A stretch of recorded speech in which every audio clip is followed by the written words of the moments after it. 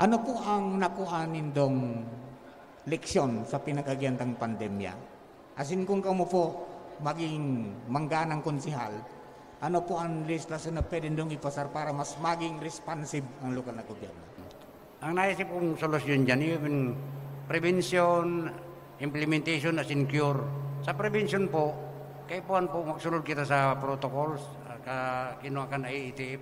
Dahil sa mga barangay pa lang nahiling ko, anibada yung mga face mask, sigan, teripon-tipon, diyan po nagpupuon ang mga communication kaya nahilang. Ang ikadwa po, ang implementation, kaipuan ta po, kita kan tamang ang gobyerno po magtao kay tabang mga bulong asin dapat matugunan tulos ang mga kaipuan kan mga tao lalo na po sa kandaglakop na sa pandemya dahil po nga ni approve sur baratong bulong bagaso ay ivermectin tapos papabakalong ka kan remdesivir na maalunon samantalang pwede man po ito ginagamit nga ito sa ibang bansa doon po nagkukulang ang gobyerno ang pangtulo po ang cure. Pag laubo sa ospital, masob ka, may bayad, dapat po libre niya kang gobyerno. Paano? Dakol pa po ang baga ang mga kasarada yan, na tayo makipangbayad. Kung ansob ta makaskas, sin libre, dito na sana magkakahilang dahil aram na tulos kan tao eh. Kaya lang mabayad ka pa. Tapos problema po pa sa pagpaano sa ospital, kulang kay bed capacity. Tapos ang mga health worker, di nabayadan kitama. Sa mga allowance, di nag-arabot tulos. Tapos sa mga PPE, sa mga kulang-kulang na maray. Kaya ang ganyan, may panalmingan na kita. Kaya po, ining mga bagay na ini, sa masunod po, maging preparado na kita dahil may experience na kita sa mga bagay na yan. Magtarabang-tabang kita, primero sa disiplina. Yan. Tanganing maabot ang panahon, handa na kita. Salamat po. Bali, follow up ito sa kaputan ni News Manager Mardila. With regards to COVID. An albay to include Legazpi, mantinidong nasa alert level 2, mientras daan Catanduanes and Naga alert level 1. Because dakol pa ang dai nababakunahan digdi sa satuya. So if in case tabi kamo makakulukar sa sanggunian pang lungsod. Anong mga legislation ang pwedeng ipasar to encourage those unvaccinated persons na magpabakuna, tanganing mapalangkaw ang vaccination rate and makamtanta suping mamautang target population and may baba sa alert level 1 ang sa tuyang syudad. Tanganing makairoy-iro na ang ekonomiya, negosyo, etc. sa mga aki makalaog na sa klase. Ini pong bakuna po. Kaya po ini magpuon sa pamilya. Ako po sarong ang dakol po akong aki na nasa frontliner. Kaya kami nag-ururon kami sa pamilya mi na kaya po ta magpabakuna para kapos kita safe sa mga arukening COVID. Kaya kami sa pamilya mi nag-ururon kami.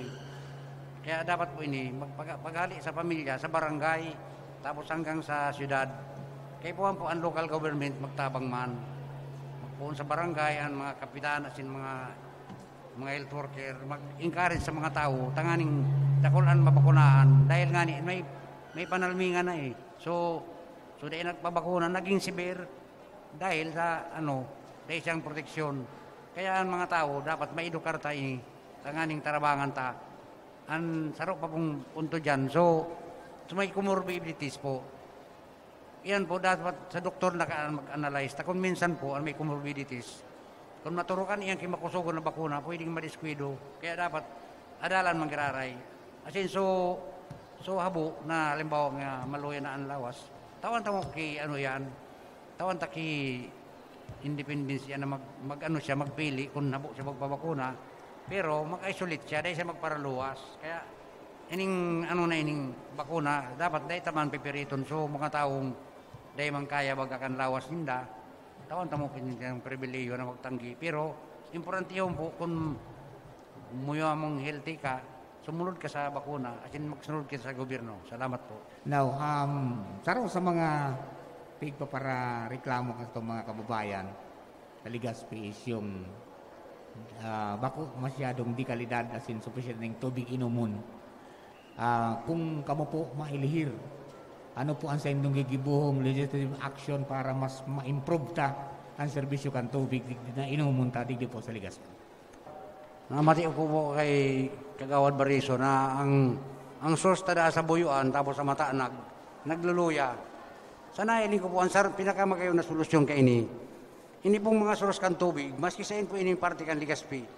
Kaya po ang po ini area forest, magtanong kita kay dakol kahoy, ang mga spring na yan, ang nag-hold ka ng kahoy. Pag dahil na po kikahoy dyan, makalbo na yan, bata sige ang kuwari dyan sa lugar na. Pag uminabot ang panahon na dahil na kikahoy dyan, dahil na po ma-hold kitubig.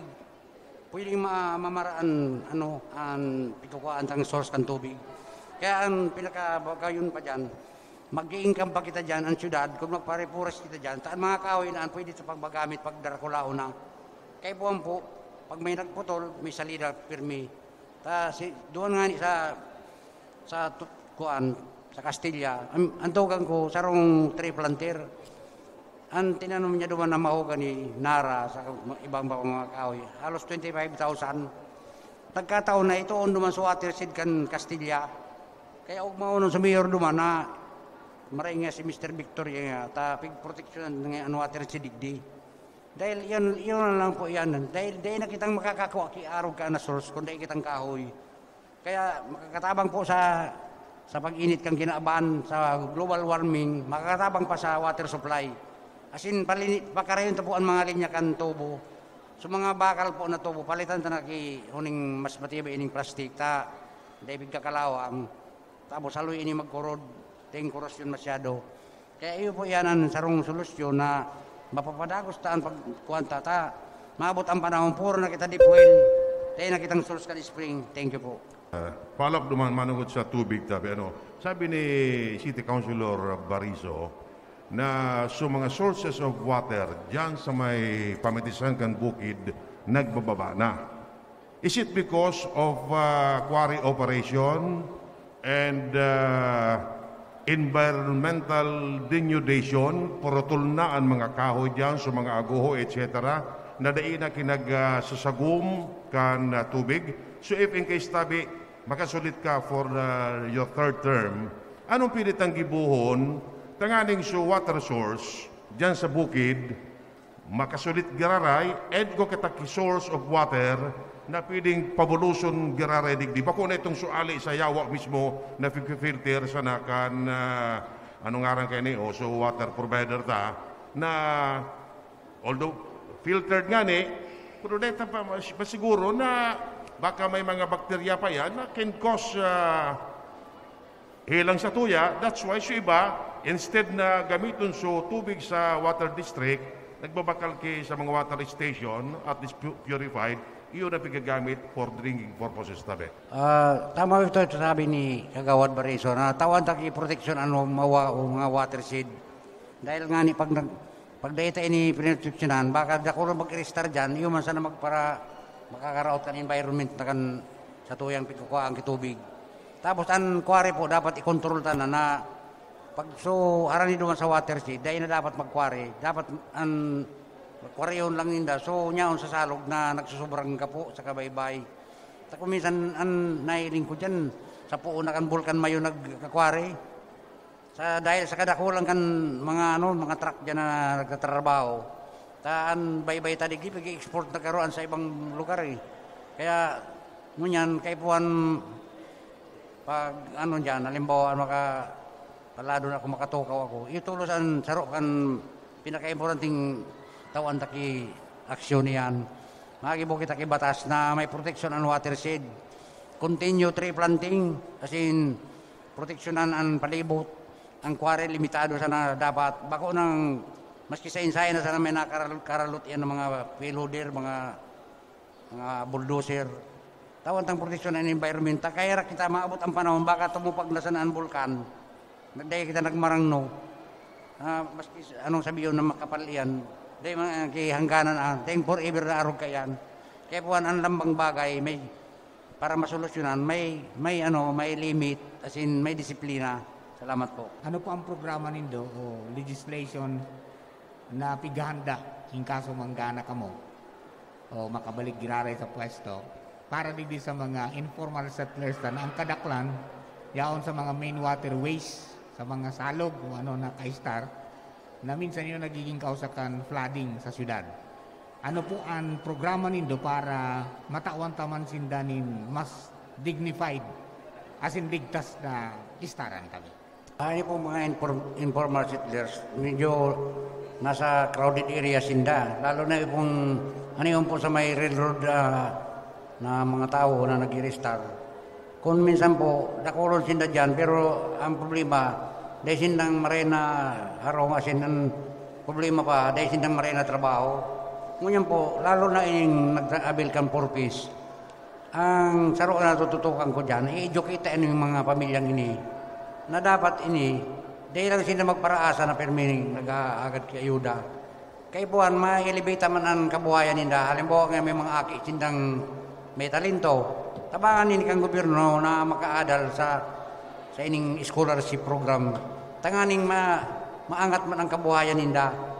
Tanganing ani ba sa inda. Halimbawa kung may mga aking nakatapos sa college, maging professional, ma-elevate kayo niyang ang kabuhayan ng pamilya. Tapos ang iba po, relocate man duman sa upper. So, nyaon doon sa mga danger zone. Kaya po ang i-relocate duman arukan sa Taisan. As in, magkaagpo kita ki agricultural land na sa mga idol land na dahil man pigagaramit, ipa-cultivate sa inda. Tangani ko sindang kabuhayan, may produkto sindang maasahan. Taday ka na sinda magparatiripon dyan sa lugar. Kaya po ang po talaga digdi, ang education na hari sa LGU, na ining mga taong ini, kung minsan nag-aaras sa sige na sa nang araki, tapos nag-agad si ayuda. Kaya po ang ma-educate sinda, tanganing ma-improve man ang kabuhayan ninda. Tabako lang permi kitang ang gobyerno, permi may itataho yan. May mga oras man po pagka na ang gobyerno tada, kung man ang utang na bayaran. Kaya dapat kita mismo tabangan ta sinda. Manood po dyan sa problema sa squatting. Nadigi sa tuya, and sa ibang lugar gayon, araw Bangkayan, na ining mga informal settlers along river banks, nagiging problema na lugod because para hanap ninda sa riverbank, sa diyuto na sa salog, baha.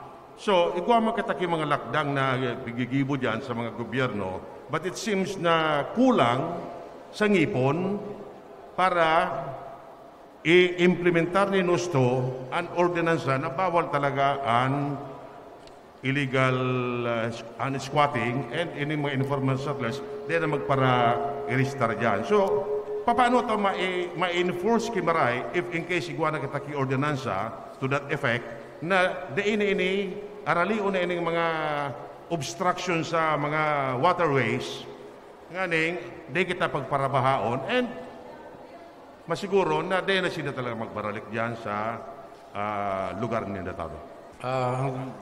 Ang naisip kong solusyon dyan, dagdagan po ang mga relocation sites dahil di po sa Apirkan, sa Southern Barangay po, nakulong po ang mga nahiling kong mga idol na daga na pwede tang gibuo na relocation. Tanganing so mga nagpaplano pa sana mag-squat dyan sa may riverbank, taon ta natulos ki solusyon na dahil ka na dyan igwa kaming project duman na housing.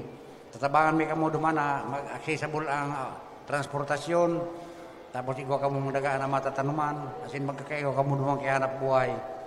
Kaya sa mga programang ini, sumaisip ma-squat, masusubog na. Igwa na palang niya duman. Tay balang niya may duro distansya, at least niya may pagsadiri kita, papatabangan kita kang gobyerno. Kaya ang mga programa po, kung talagang sustainable ini, mapapa-implement ini sa buong syudad asin sa mga barangay. Kaya po igwa kitang aktibong project, bako lang sa mga istorya. Kaya po maramdaman kan kasaradayan na sinda, kasurugta, katabang ta sinda sa pag-asinso. Data, kung isipon ta paano, data dapat iwalat sinda na kasaradayan. Kaya sinda nakakaisip kayan, puro dahil napapabayaan ng mga sektor nila. Lalo na po ining mga nasa nagsasakat sa bulod. Kaya po ta sindang i-educate sinda na. Magbaba na kamo, tawag kamo hanap buhay, tapos libreng paharong. Tanganing dahil na kita magpara iriwal, dahil na magkausak yung mga karibukan. Takon araw kayo niyan padalagan kang gobyerno, haros dahil na maabot ang taon, ang panahon na kita progresibo ka boss, dahil kayo mauulat. Salamat po. Bicol, pero po, pigtatamaan kibagyo nasa typhoon belt kita.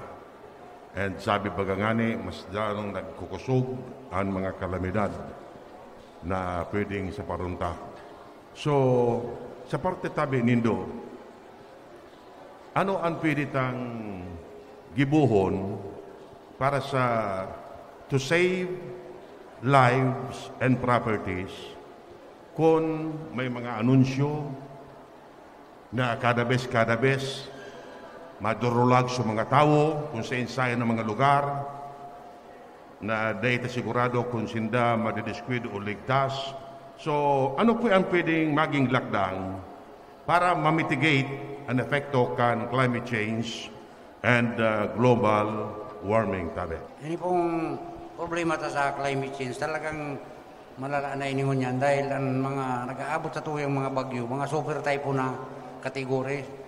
Ngunyan po, ang kaipuwanta, ang MDRMC o ining mga nag-aano kan mga tao, bago pa lang mga harayo pa ang bagyo, ikuha na kitang napaplanong sirungan, asin i-transfer ta. So, mga nyaon sa gilid kan dagat, asin salog, aliyon ta na po yan dyan. Ta, vulnerable sinda dyan sa mga tidal wave, kaya tsunami.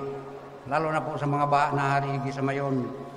Ini po mga lugar na ini, ipasiguro taan mga structure, lalo na po ini pagparagibo kan mga riprap na, yan na po na siwon, kaya po masarig po, ta makusugong po ang alon. Pag so mga ginamit lang ng material at maluya, iaanod sa na po yan. Kaya kaya po ta pakusugon ang tagabos sa local government. Asin tabangan ta po sa mga tao na irelo kita sa mga nyaw sa gilid ng dagat, sa sinsalog na magkaigwasin na itong aning keriban yan duman sa mga urban planning na tawan sinakimaray na lugar na istaran na harayo na dyan sa gilid ng dagat. Ta delikado po din ang buhay kan tao dyan. Ta ang kadaklandig din casualty, mga iaran. Lalo na itong nangyari kan Riming. Maski nga ni nakulaon ng narong, ianod pa dahil sa sobrang kusog ng tubig.